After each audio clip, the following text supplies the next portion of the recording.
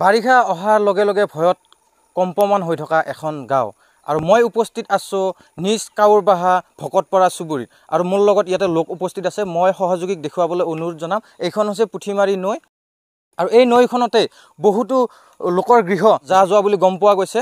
সমাগত যেহেতু বাৰিষা আৰু বাৰিষাত কি সমস্যা মই আপোনাৰ পৰা জানিব বিচাৰিম, কি ক'ব? বানপানী আহিলেতো গমেই পায় বহুত সমস্যা, অকল মানে খেতি বাতিটো নষ্টই, লগতে গোটেই মানে পানী গোটেই ইয়াত পানীৰ বাদে একোৱেই নাথাকে আৰু পৰিয়ালৰ এই অৱস্থা হৈ গ'ল। ঘৰ দুৱাৰ এইবিলাক গোটেই ভাঙিব লগা হৈ গ'ল।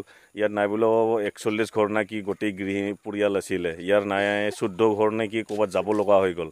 এইটো চাইডে আছিলে, ইয়াৰ আজি 2 বছৰ 3 বছৰ ধৰি নাই বোলে ইয়াৰ পৰা 1.5-2 কিলোমিটাৰ নদীটো এইটো চাইডে আহি গ'ল।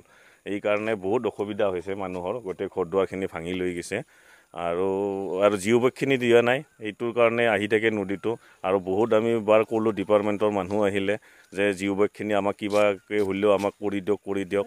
নাই আজিলৈকে কোনো দিন সিহঁতৰ কোনো পিষ্টিঙৰ কাম নকৰিলে, যেনেকুৱা তেনেকুৱাই থৈ দিলে। আজি 4-5 বছৰ ধৰি এনেকুৱাই আমি ভুগি আছোঁ।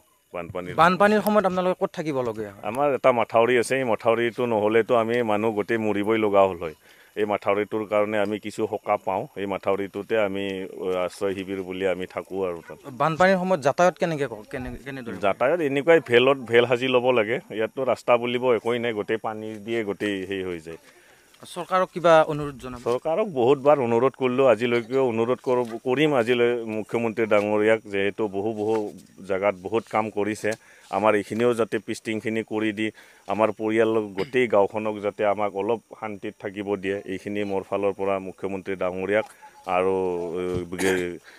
ডিপাৰ্টমেণ্টৰ গৃহ বিভাগৰ দায়িত্বত থকা আমাৰ মন্ত্ৰী ডাঙৰীয়াকো মই মোৰ ফালৰ পৰা বহুত অনুৰোধ জনাইছোঁ, কামখিনি যাতে আমাক সুকলমে ভাল কৰি দিয়ে।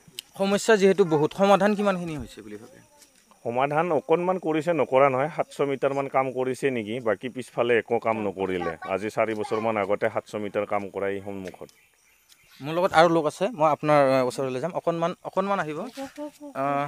যিহেতু সমাগত বাৰিষা আৰু এতিয়া বানপানীৰো সময় আহি আছে, সমস্যাটো বহুত আপোনালোকৰ। বাৰিষাৰ সময়ত আপোনালোকে ক'ত আশ্ৰয় লয়? আমি মাথাউৰিত আশ্ৰয় লওঁ। আমাৰ আগৰ উপৰোক্ত বক্তাই কোৱাৰ নিচিনা আমি মাথাউৰিত আশ্ৰয় লওঁ।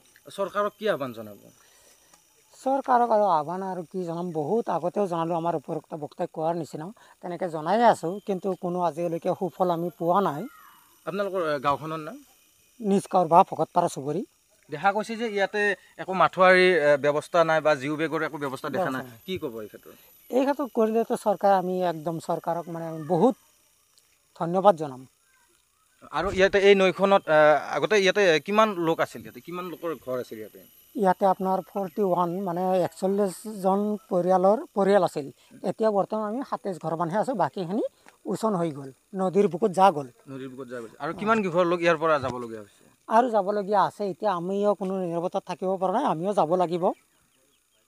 হয়, এতিয়া এনেদৰে দেখা গৈছে যে ভয়ত কম্পিত হৈ আছে নিজ কাউৰবাহা ভকতপাৰা চুবুৰী।